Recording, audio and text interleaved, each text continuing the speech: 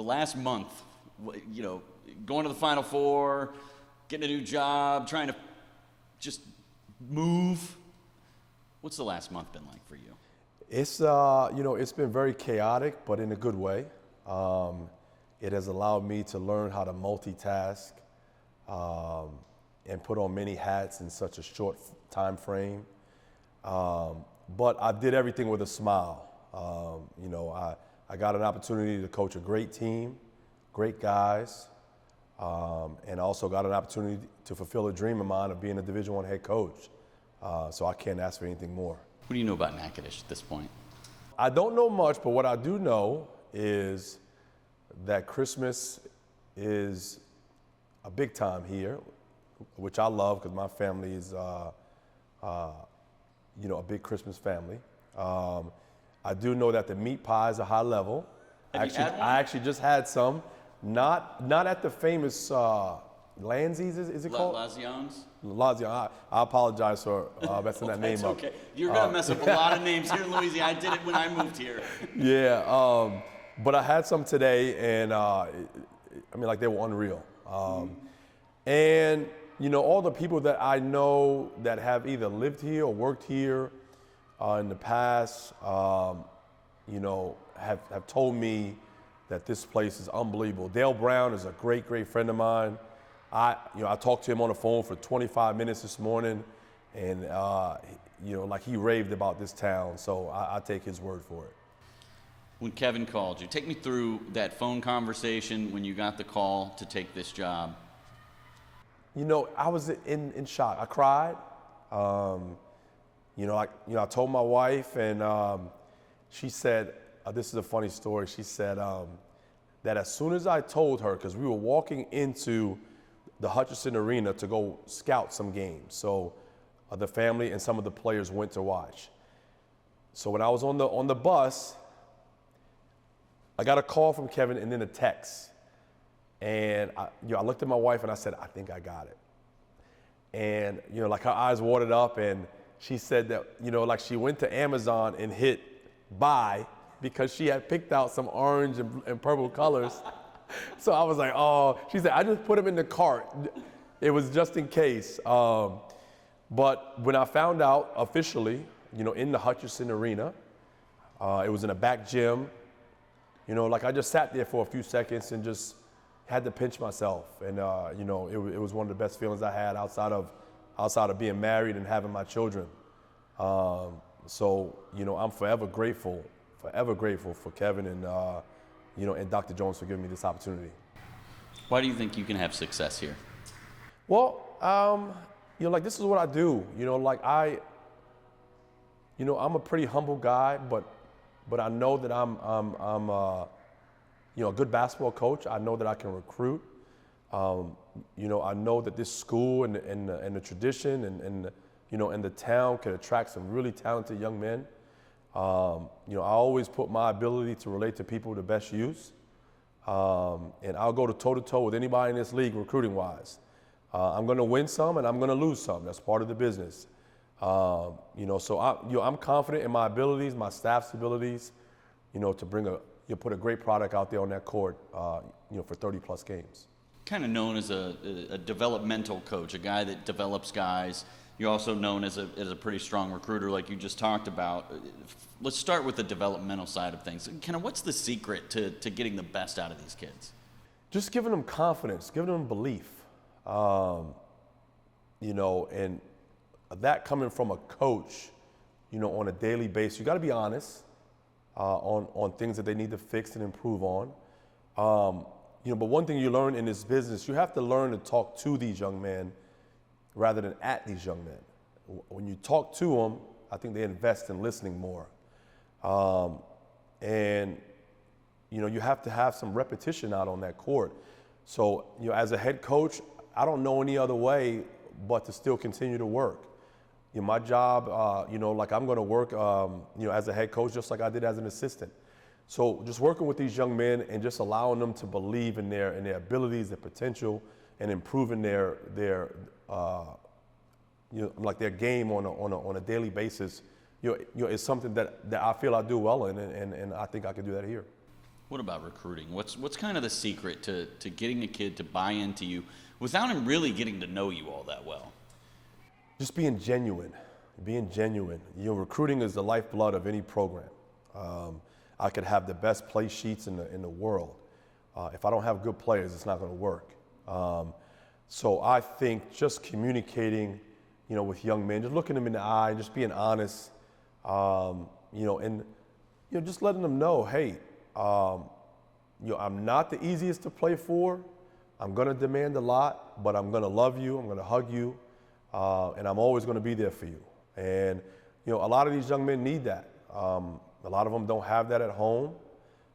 Some do, but when they're with me, I'm kind of like their surrogate father. So I got to be able to put my arms around them, while they are away from home, and just give them a little tough love, but also just understand that this is a place where they could develop under me and the players that I've coached in the past. So I think that comes natural, on the recruiting side. Just being genuine and honest. One thing I think that young men are great at is reading people. And I think they can read people who are not genuine with them, and that's definitely not me. How important is it to recruit some of the better local kids, the kids out of Shreveport, the kids out of Natchitoches, the kids out of Alexandria? Extremely important. There's a lot of talent in this state. In all my other places that I've been, I've recruited this state. I've gotten some, I didn't get some. And why not? Why wouldn't you recruit a good player from an hour up the road? There's no reason not to. Now obviously they have to fit how I play and the things I do. But it's easier on recruiting. You don't have to travel or fly, thousands of miles. Especially if the same caliber of player is up the road or in Baton Rouge, or New Orleans or Alexandria. So this state is big enough to get some really good players. So the local people here can be proud of their state. Demon fans would ask, you never lived here, you've never coached here, you never played here. Is that going to be a problem come recruiting time, recruiting these in-state kids and these local kids? No, absolutely. That's a great question. I have zero problems of getting to know people. I have zero problems of, sitting down and networking and allowing people to get to know me and understand me.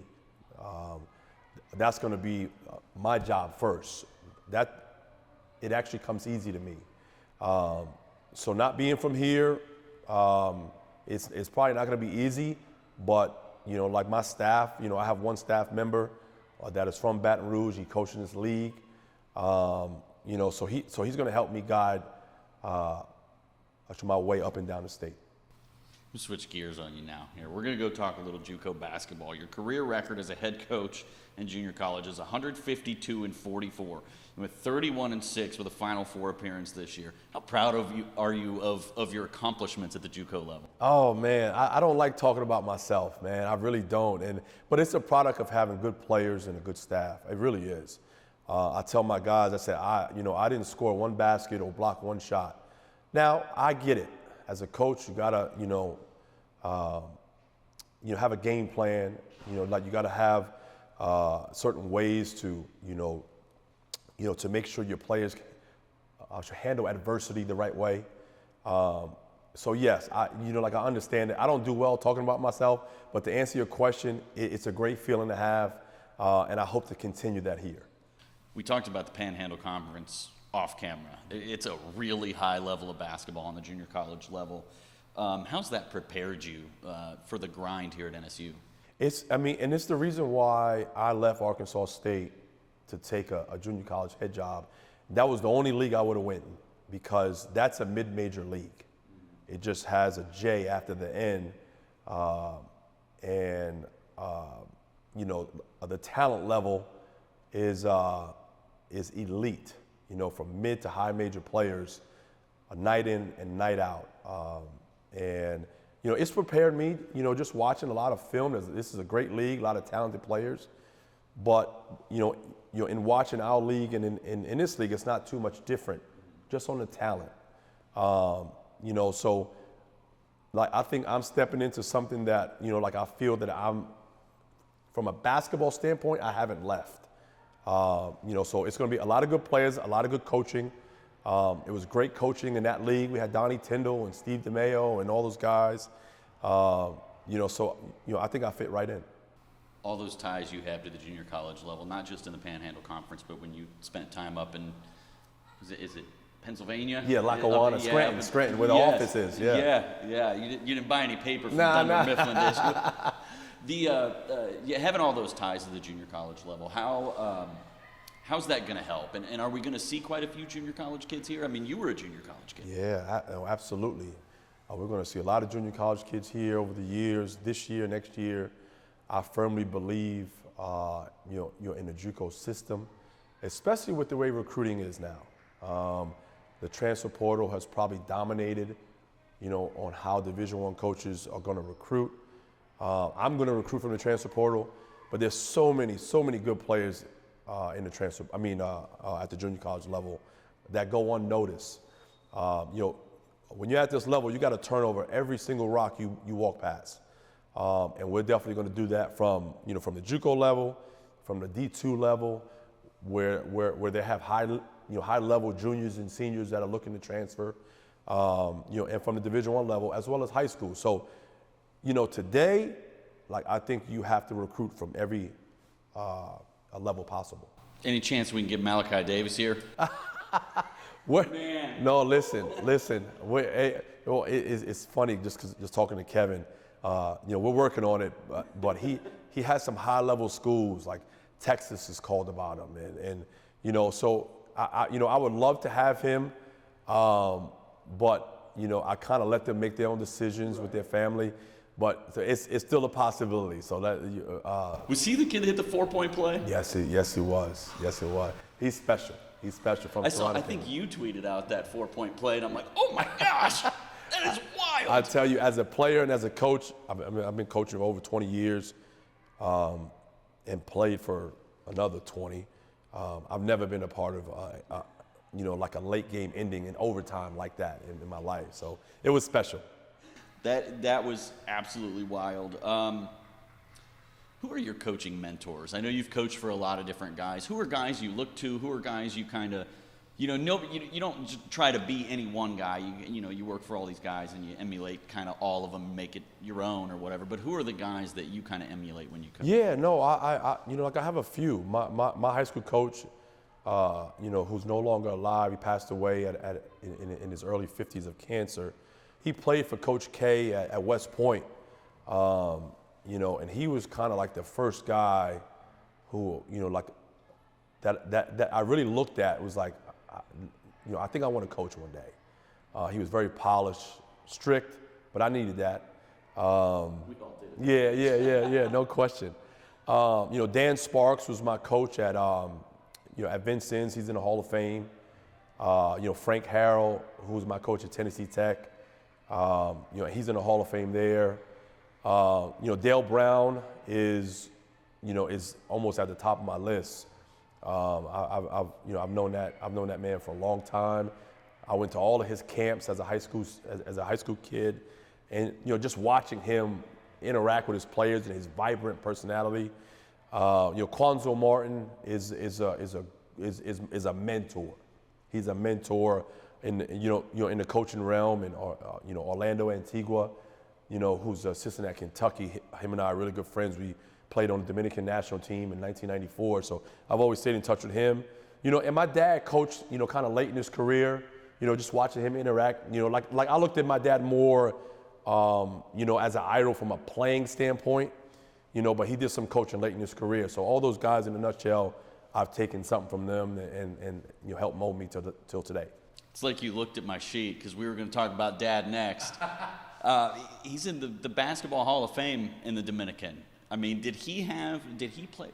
What role did he play in your love for basketball? Yeah, no.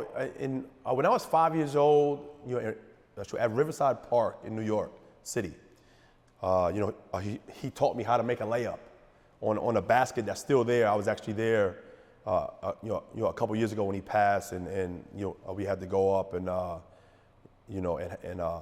they named a street after him in New York City, so we had to do a street naming. But anyway, like he, taught me the ins and outs of basketball. It was, like I looked at him, I thought that there's God and then there's my father. So, I get emotional talking about him, but.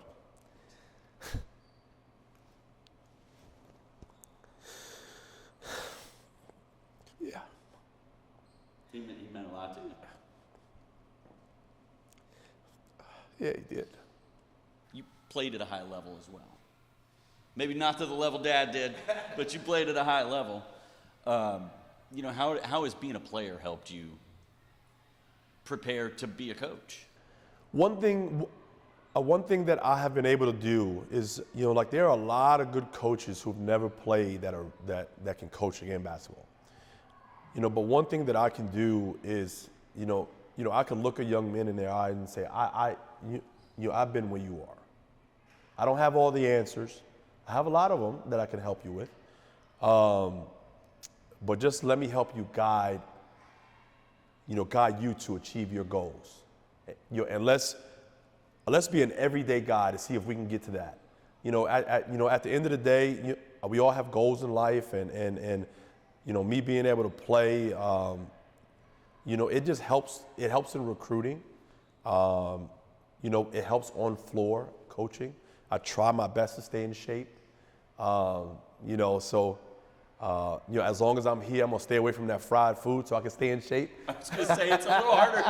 I gain weight every time I move back to Louisiana, man. The food's here so good. So just being able to to play at the Division I level and play a couple years professionally, like it helps me to be able to relate to them. Especially when adversity hits, especially when a lot of these kids feel that they have all the answers, and you got to bring them back to life and say, hey, no, I did that before you did. It's been a great thing. I always do this when I'm interviewing a new coach, and it's something that the fan base is always really like. But tell me something about you off the court that you want Demon fans to know about you before you get introduced today. I'm a religious man, a man of God. I'm a family man. My family comes first. They come second, and then everything after that. Like I tell everybody, I say if you can't get along with me, there's something wrong with you. Like I have the ability to talk to anybody and engage with anyone. That's just my personality. I love to golf. I can't do it as much as I like now, but I will. I think it's very therapeutic. You get a lot of work done out there. Like have some boosters out there and try to fundraise. I consider myself a people person. I'm out and about. I can't sit still much. Look, I'm sitting here. My leg is bouncing. That's me in a nutshell. I can't wait to get this going. Grew up in New York City. You Knicks fan? Die hard. Die hard Knicks fan. Die hard. Okay.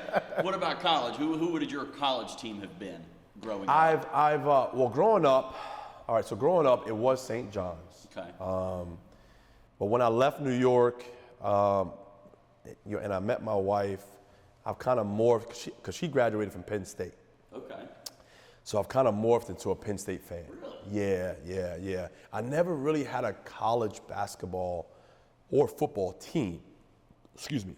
It's different up in the Yes, Northeast. it really you is. guys are all pro sports up there. That's 100%. Yeah, but you were Knicks. Yes. Yes. Die hard. Yankees. College. Yes. Kind of like this one and that one. I Yeah. don't know. I wanted to root for Syracuse, but I didn't have that connection because they were so far up. Right. Like I did like St. John's and Lou Carnesecca and all those guys. But I've kind of morphed into a Penn State fan, both men's basketball and football, mainly football. Now that I'm Division I, I'm here. Yeah. I'm a Demons fan. Period. Yeah. Grew up in New York City. And you've had your kids all around, a lot of small towns, Cookeville, was it Jonesboro up there in Arkansas? Tallahassee's not a big city. No. How was your childhood different from your kids' childhood? Man, wow, that's my sister. That's my ride or die right there. Growing up rough, I'll take that back. Growing up in New York City, it had its rough times. My dad was playing professionally all in Portugal and Spain, Dominican Republic. So, I saw him in the summers when school was out. So my grandmother and my mom were taking care of us. And they did everything possible, to make us, great kids. We went to church every Sunday. We ate. We fought, my sister and I. It humbled us. And there are times I don't want to sound like as they would say, the old head, especially with our kids. I say, you guys have no idea. And they don't. You guys have no idea. You guys have it good. So when you complain, you pump the brakes a little bit. But that's how the life cycle of our family and other families is, you want better for your kids than what you had. But it's made me tougher. It's made me appreciative and humble. I'm just enjoying this one life that the man upstairs gives me. Thank you so much for doing this, brother. Thank you, brother. Appreciate you, man.